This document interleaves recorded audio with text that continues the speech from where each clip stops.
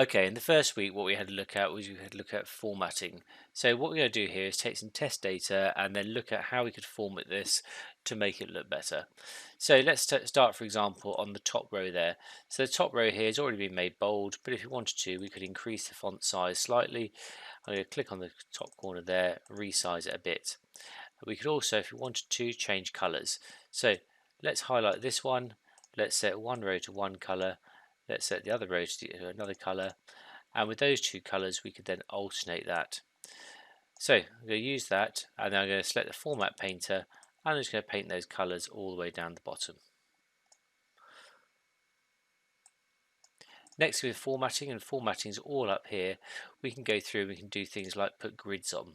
So I'm going to highlight this table of data, and in there I'm going to put an all-round border grid on there. Now the grid's really useful because when you come to printing them, then if the grid's on, you can see it and it's printed. When it's normally printed, you don't see the lines. You can turn that on so you can see these lines, but they're not normally there. And just out of interest, those dotted lines there are where the margins are, so that shows where that would print up into. Other things we can do are, for example, if we wanted to, generally numbers are right aligned, text is left aligned, but if we do want to center things, we can center things there. We can also, on rows, center things there in the middle. So for example, if this was deeper, like that, you can see these are all at the bottom at the moment. If we wanted to, we can center things as well, so they go in the middle. So that number now fits squarely right in the center of that box because it's both centered and in the middle. I'm just going to undo that one slightly to get it a bit smaller again. Other things we can do with formatting obviously is we can change the font. In there you can see it previews all the fonts and we can change them. Ideally what you want is something either that keeps in line with the corporate font styles that they use, or something that's clear and easy to read. So the cursive handwritten ones tend not to be used so much, but it might be the case that you actually want the font to stand out a bit and create some sort of style. Next thing we can do is freezing the panes. Now you can see I've already frozen this pane, but if we go to view, oh,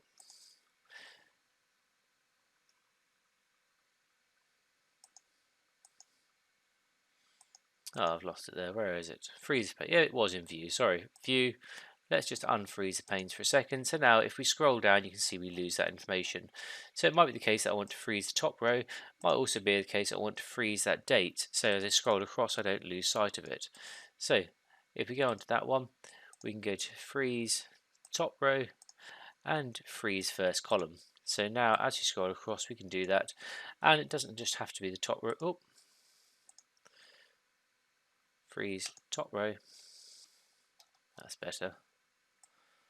Oh, interesting. Why is that not holding both? Let's just unfreeze those and let's freeze those panes.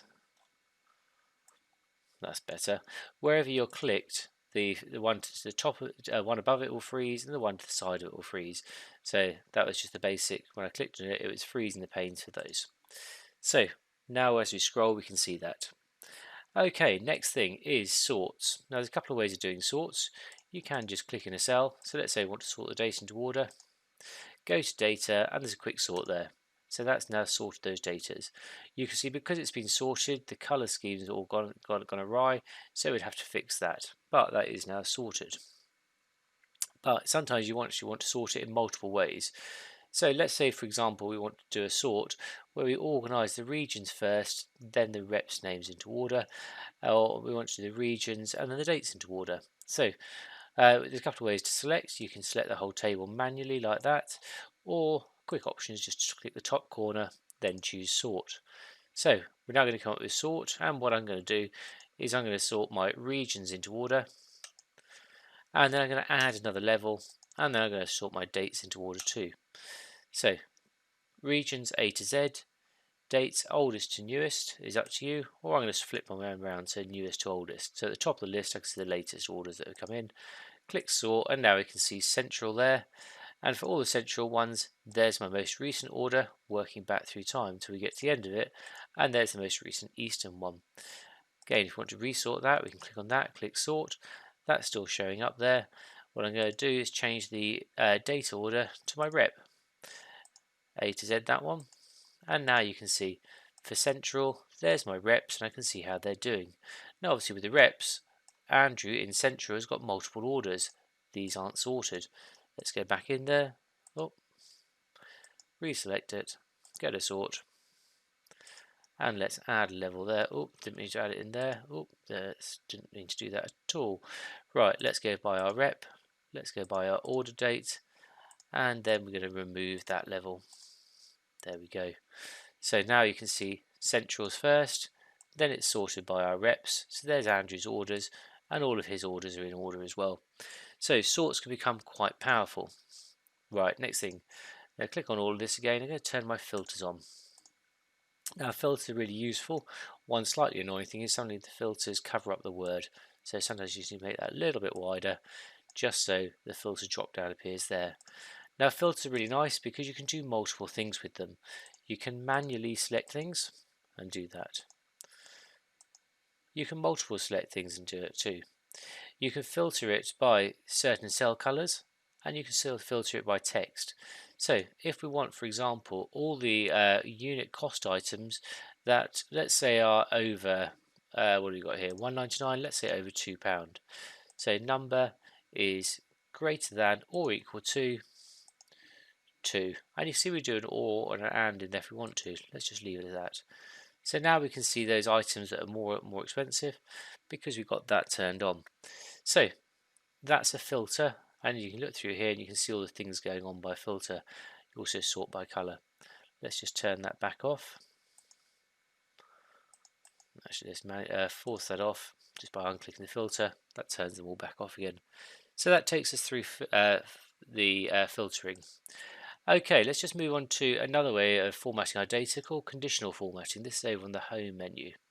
Conditional formatting is really nice because you can choose to do things. So let's say, for example, if someone orders above, oh, that's a good number here.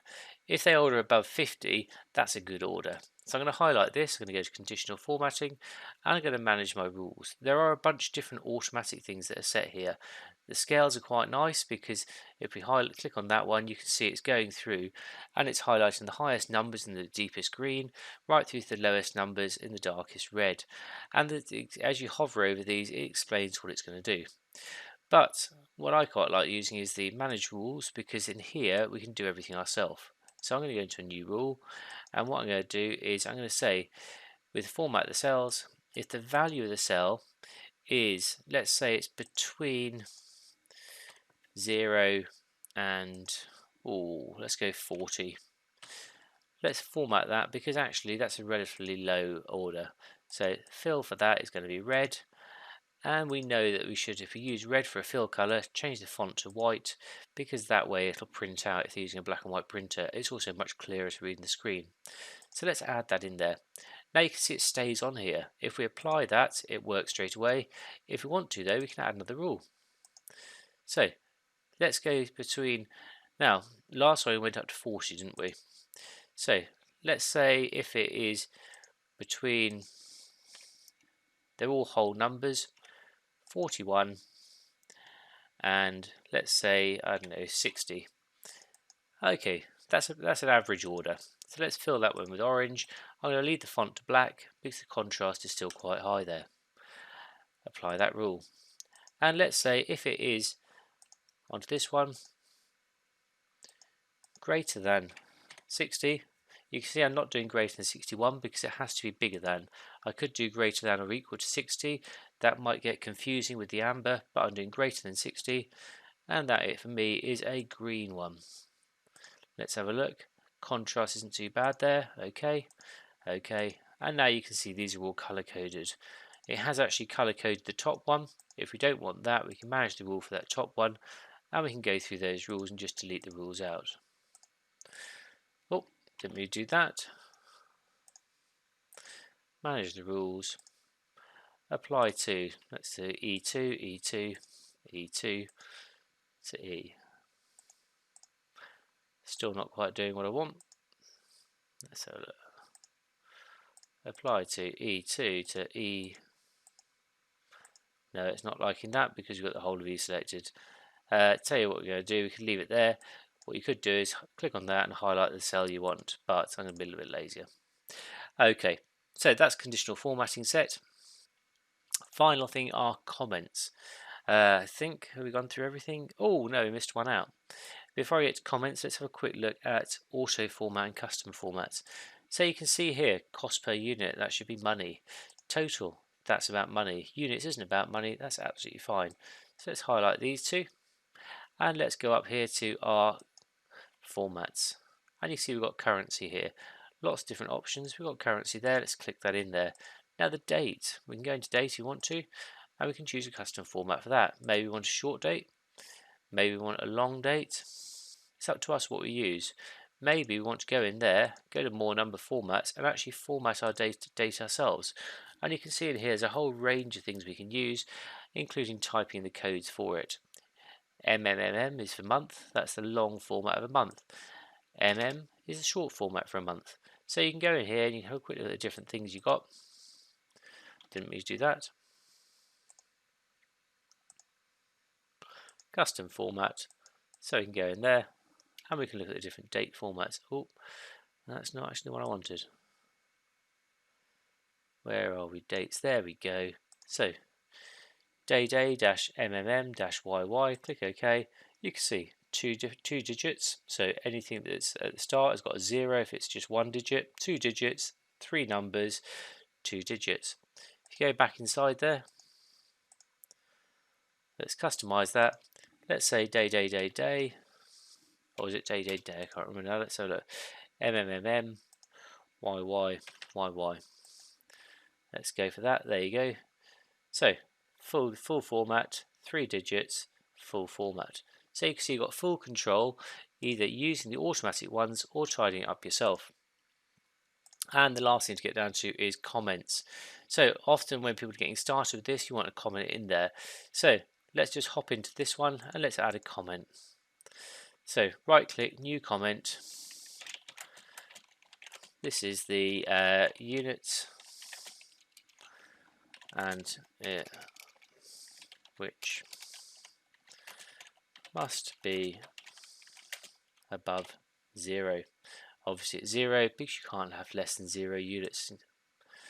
Now once you've got that on there, when you hover over it, it shows up. If you want to, you can right click and you should be able to show the comments. Where are we? Interesting, show and hide comments appears to have disappeared in this latest version of Excel. Not sure where that's gone. It appears it's more about communicating with people. But the comment appears in that top corner so you can see where it is. Let's have a quick look. No, it is just a thread in a comment. But still very useful. Okay, so that completes the first week roundup.